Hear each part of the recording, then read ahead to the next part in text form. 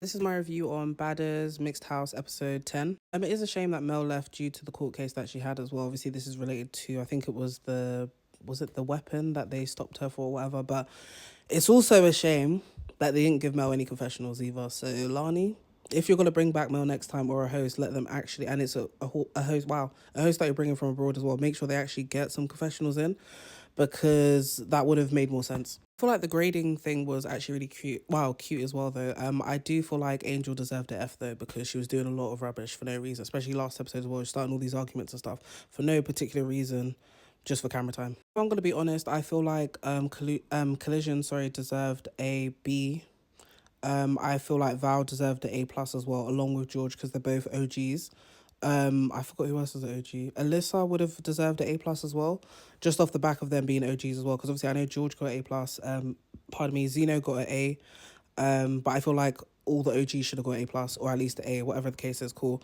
I do respect Lani though for giving props to Mel as well, and I understand why she's crying as well, because you can tell that Mel actually did help with the ratings and the show as well going up, and I feel like, not that it's respectability politics, but it's like people weren't respecting Badderz beforehand as well in regards to like, oh, because it's like, it's the UK, all this other stuff, whatever, and they're trying to like downplay it. But obviously with the co-sign from an American reality TV star, it helped as well. My thing is, yeah, I don't understand why Zeno keeps like provoking George as well when you know they went like to fight, because George is injured, as we saw, like his arm is messed up and his thumb, I think it was something to do with the thumb as well, specifically.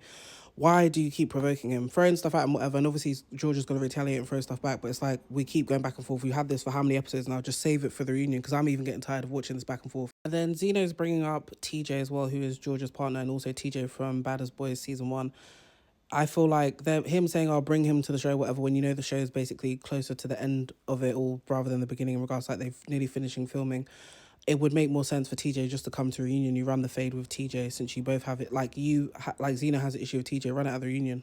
I also do see where Zeno's coming from with the situation where he's saying, oh, but George was basically punched Baitface or did whatever to Baitface as well. But I feel like, as George has said himself, he needs two hands to fight Zeno compared to Baitface, because he's saying that Baitface is a weak opponent compared to that as well. Well, compared to if he was to fight Zeno, for instance. It's just like when we watch Baddies, was it Africa, whatever it was, where Big Lex was saying basically she needed all her energy to fight Ivory, compared to like if she's fighting maybe another person, she doesn't need that much energy, but she knows she needs her full strength for Ivory.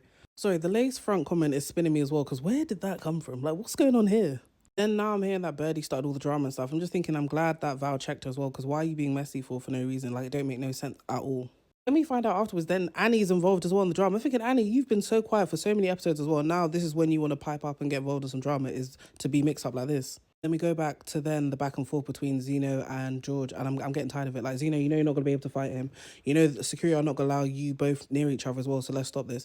But a side note though, the two-piece that George had as well, the Adidas one, is actually really nice. I've seen like something similar to that like beforehand though, because it kind of gives like vintage vibes as well. I don't know if the bottoms were jeans though as well, then the top was a different material, but yeah. And Lani is one messy bitch, BITCH, because that game that she did, yeah, she knew exactly what she was doing. I feel like it was very snaky of Annie to air out Zeno's plans or business, whatever, in front of the ops as well, which I get where Zeno's come from as well. Like, if I'm telling you something as well, why are you airing out in front of other people as well? And my plans are now ruined, despite obviously someone else ruining his plans anyway beforehand. But all he wanted Annie to do was just be accountable for it. Like, you know what, yeah, I messed up, I shouldn't have done this, whatever and stuff. But Annie was busy saying, oh yeah, but you were gonna do this, you were gonna...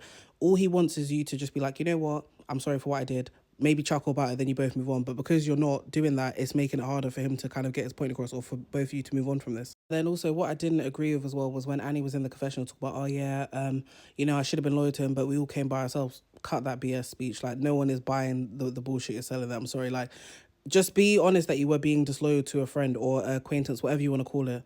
Just leave it at that. Wait, but the one thing that was spinning me was Kelsey saying that Annie is sleeping with production. Because who on production is she sleeping with? Because where is this coming? Like, all these networks, man, they just keep messing with people that are cast members and production as well. Like, it's messy. I'm also glad that Annie eventually took accountability for her actions with Zeno as well and apologised, so they can move on from that. Glad. I'm just thinking, like, so all this drama erupted over a cup. I get it as well, like, if it's your personal cup and stuff, like, cool. But, you know, they didn't even touch any more on that issue with Annie, Baitface and Zeno touching a cup, whatever, cool.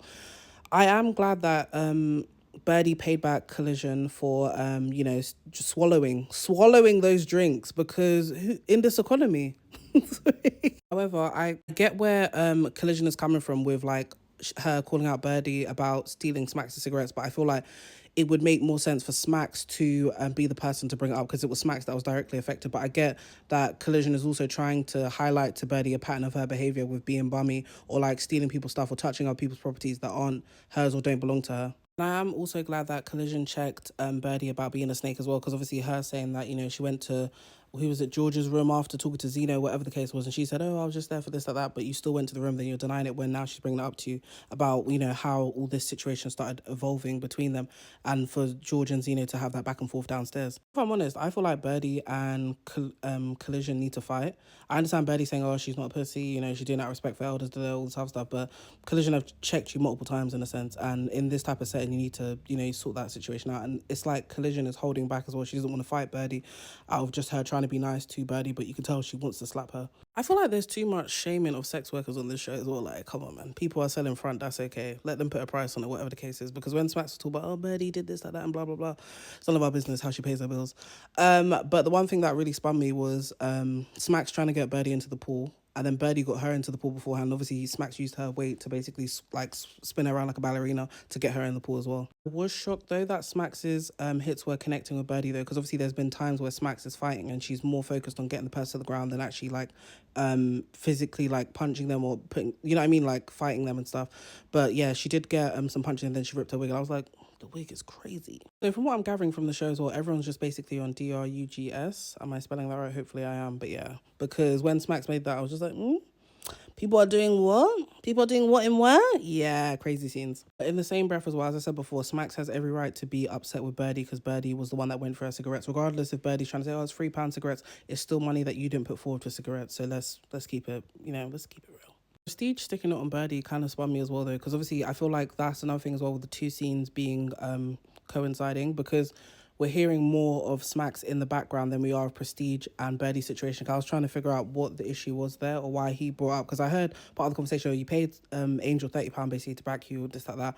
Then afterwards, it's like my ears just could not pick up what else was going on in that conversation. Then all of a sudden, Smacks comes with a three-piece wig of the closure being ripped up, the bundles being ripped apart, and the wig cap as well. And she just whips Lani and also Birdie in the midst of this to try and like basically pattern Birdie. I was shocked though that Birdie won the fight with Smacks though. Obviously, I know Smacks can't really fight necessarily though, but I think it's just the way she did it as well. She got her to the floor, and I was just like, then even when she got her to the floor, she was scooping her up. She was punching her, serving her punches like breakfast, lunch, and dinner. I was like, yeah, crazy. I think Smacks needs to prioritize getting her lick back with Birdie over, you know, worried about, you know, cussing her wig and cussing her about her chain and stuff, whatever. And so I know she said she didn't care when Prestige asked her and told her to get her lick back.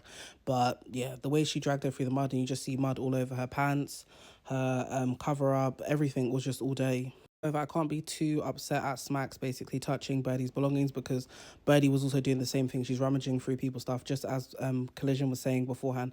Like, even though Mike's hat, whatever and stuff, regardless if it's fake or whatever it is, you're still going through people's stuff, touching their belongings and stuff, and it's nothing to do with you and doesn't belong to you either and stuff. So it's like, it's giving tit for tat. I can't wait though for next week, because then we get to see Prestige and Baitface fight as well.